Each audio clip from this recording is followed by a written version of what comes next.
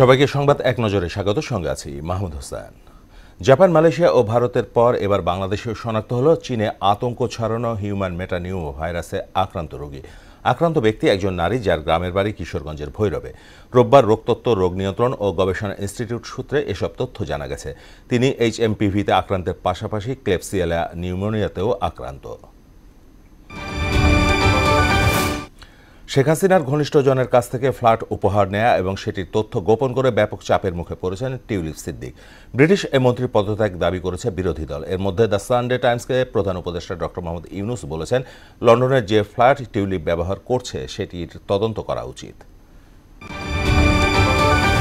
সীমান্ত নিয়ে আওয়ামী লীগ আমলের সব অসম চুক্তি বাতিল করা হবে বলে জানিয়েছেন স্বরাষ্ট্র উপদেষ্টা জাহাঙ্গীর আলম চৌধুরী। সকালে স্বরাষ্ট্র মন্ত্রণালয়ের সম্মেলন কক্ষে সংবাদ সম্মেলনে তিনি কথা বলেন।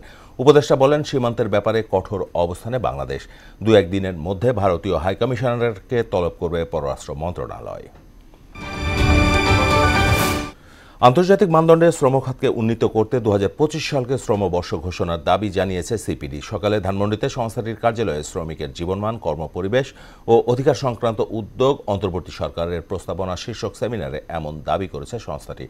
শ্রম সংস্কার কমিশনের প্রধান সৈয়দ সুলতান উদ্দিন আহমেদ শ্রম খাতের নানা অসঙ্গতির কথা তুলে ধরেন।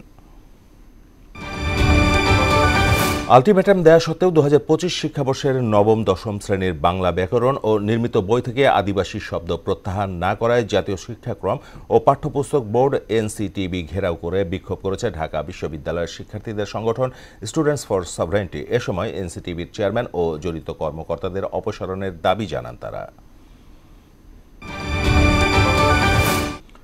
যুক্তরাষ্ট্রের ক্যালিফোর্নিয়ায় এখনও কমেনি দাবানলের ভয়াবহতা। দিক পরিবর্তন করে লস অ্যাঞ্জেলসের উত্তর পূর্বের নতুন এলাকায় ছড়াচ্ছে আগুন।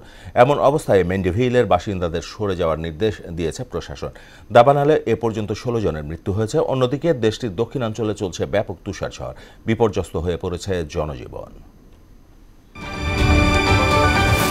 সাকিব লিটনকে ছাড়াই ICC চ্যাম্পিয়ন্স ট্রফির জন্য 15 সদস্যের দল ঘোষণা করেছে বাংলাদেশ। দুপুরে সংবাদ সম্মেলনে জানানো হয়, 8 দলের এই প্রতিযোগিতায় টাইগারদের নেতৃত্ব দেবেন নাজমুল হোসেন শান্ত। চ্যাম্পিয়ন্স ট্রফির পর্দা উঠবে 19 ফেব্রুয়ারি, যা চলবে 9 মার্চ পর্যন্ত। 20 ফেব্রুয়ারি ভারতের বিপক্ষে ম্যাচ দিয়ে বাংলাদেশ টুর্নামেন্ট শুরু করবে। এই ছিল সংবাদ এক নজরে সবশেষ খবর। সবার আগে জানতে মোহনার সাথেই থাকুন। এতক্ষণ সঙ্গে থাকার জন্য সবাইকে ধন্যবাদ।